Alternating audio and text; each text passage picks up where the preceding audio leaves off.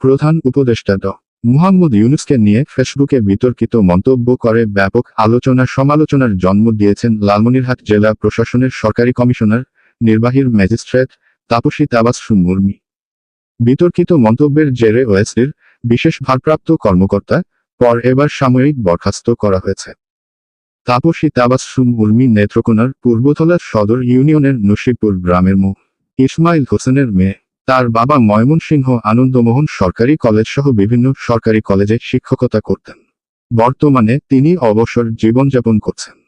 পূর্বধলা সদর ইউনিয়নের চেয়ারম্যান সিদ্দিকুর রহমান বুলবুল বিষয়টি নিশ্চিত করে জানান, গ্রামের বাড়ি নসিপুর হলেও ইসমাইল হোসেন ময়মনসিংহে থাকেন। মাঝে মধ্যে তারা নসিপুর আসেন। উর্মির বাবা ইসমাইল হোসেনের প্রতিবেশী স্থানীয় ইউপির সদস্য আজিম উদ্দিন জানান, Tapasi computer science and engineering বিষয়ে পড়াশোনা করেছেন।